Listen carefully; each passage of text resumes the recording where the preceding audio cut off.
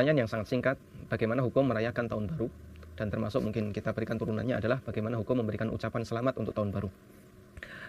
Kaum muslimin yang kami hormati, sebelumnya ada dua hal bagi kita yang bisa kita jadikan sebagai acuan untuk menilai apakah sebuah perayaan itu termasuk perayaan milik orang kafir, ataukah sifatnya hanya sebatas adat masyarakat, atau dia datang dari agama Islam. Secara umum bisa kita gunakan dua acuan.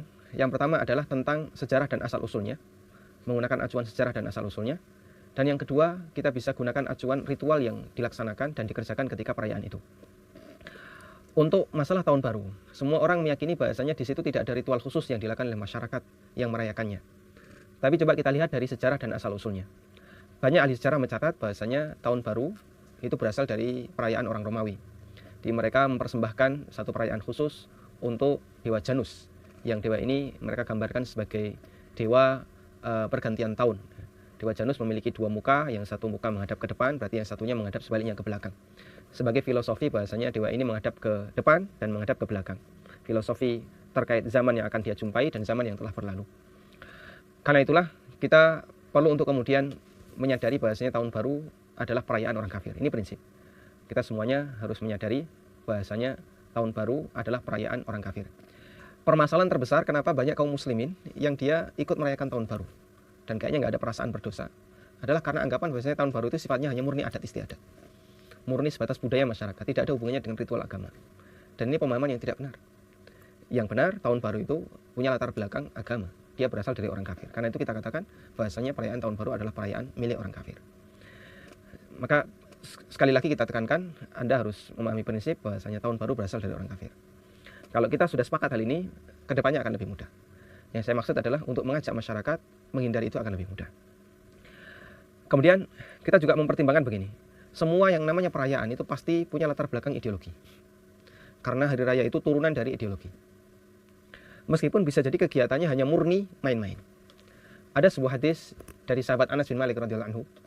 Beliau menceritakan ketika Nabi SAW baru saja datang ke kota Madinah, hijrah. Dan Islam sudah ada sebelum Nabi SAW datang ke kota Madinah. Didakwahkan oleh beberapa sahabat, diantaranya adalah Mus'ab bin Umair radhiyallahu anhu.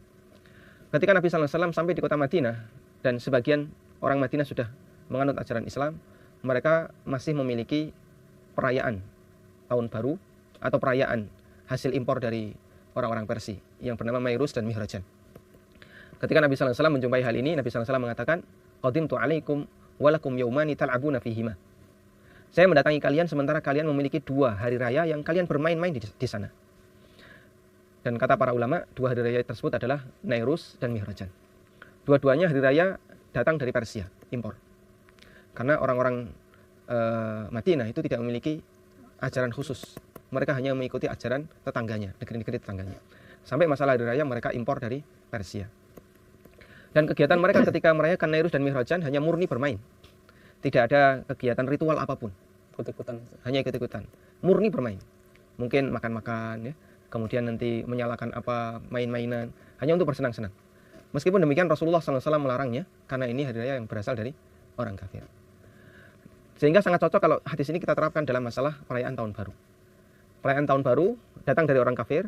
Kaum muslimin merayakannya hanya murni bermain, niup trompet, nyalakan petasan, kembang api, dan seterusnya. Tidak ada ritual apapun di sana.